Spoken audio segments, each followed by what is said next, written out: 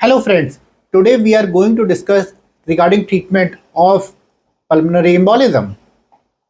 Now, what is the goal of treatment? First, to relieve symptoms, that is chest pain or breathlessness. Second, to prevent recurrence by giving anticoagulation. Third, to prevent early death due to right heart failure or recurrent embolism. Fourth, to prevent chronic complications. For example, chronic thromboembolic hypertension. Initial approach is to assess the severity of pulmonary embolism. Pulmonary embolism can be classified into three types. First, low risk. In this category, patient has stable BP and no RV strain. Anticoagulation is the treatment of choice in this category.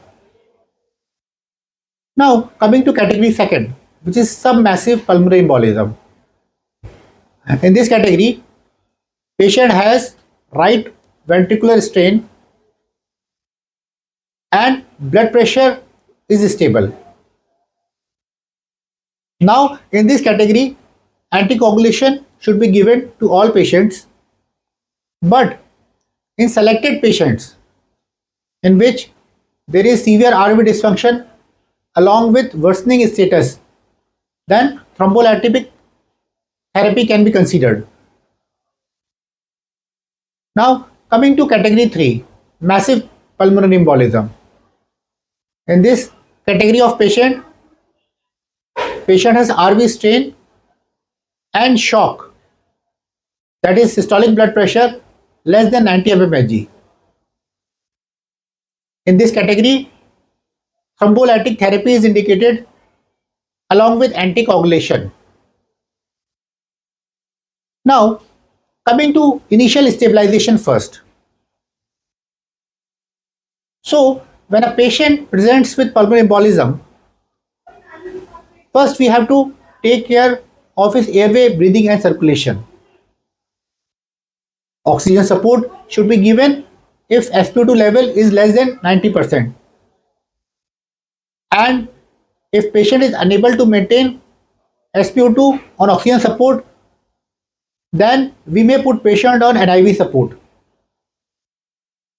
Second, IV fluids. IV fluid should be used cautiously in order to improve the preload. However, it may worsen right ventricular failure, so it should be used carefully and cautiously. Third, vasopressors.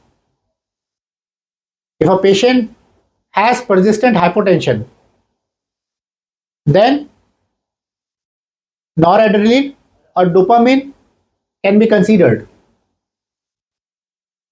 Analgesic can be used in patients with pleuritic chest pain.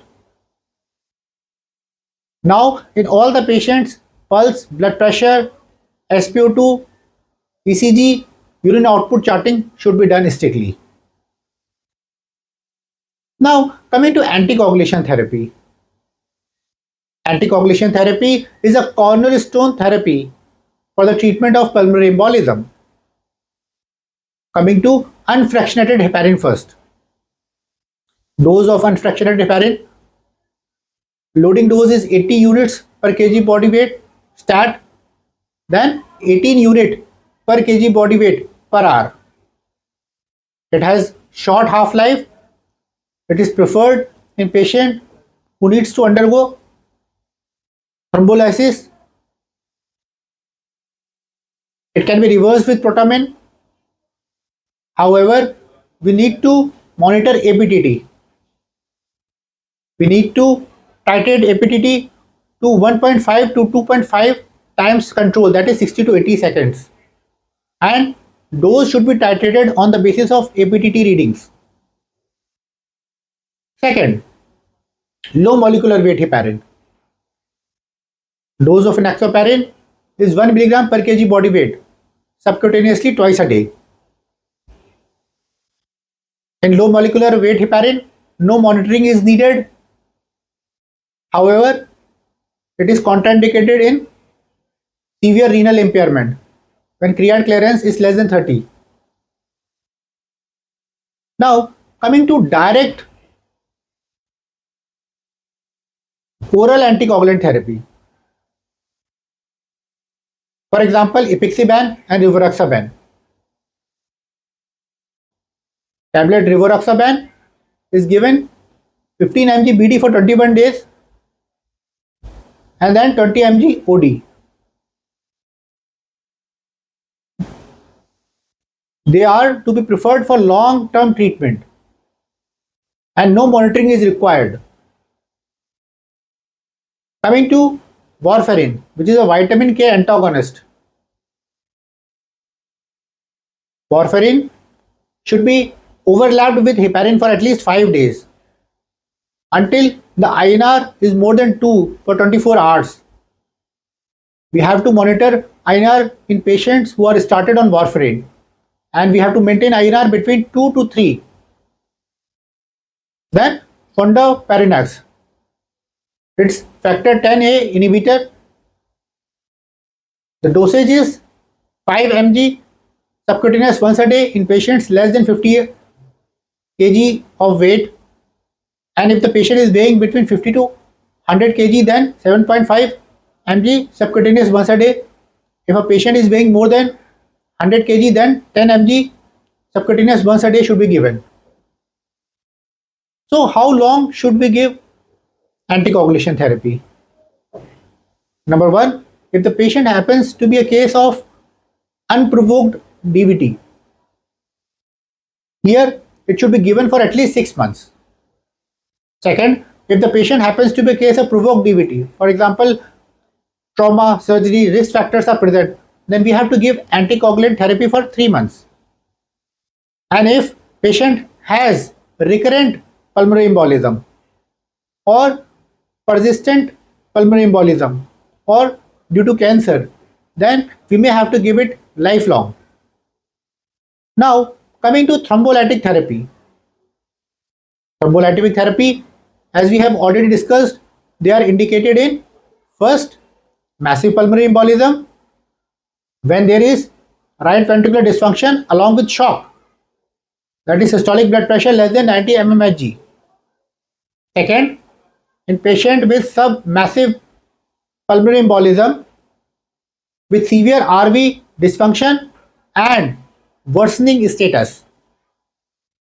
Drugs that are used in thrombolytic therapy may include alteplase, streptokinase. The dose of alteplase is 100 mg IV over a period of 2 hours.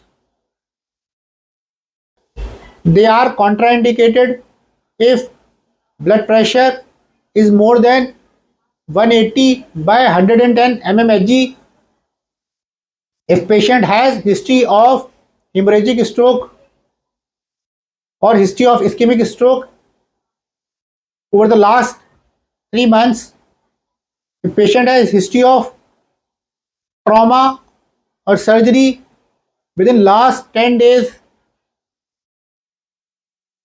then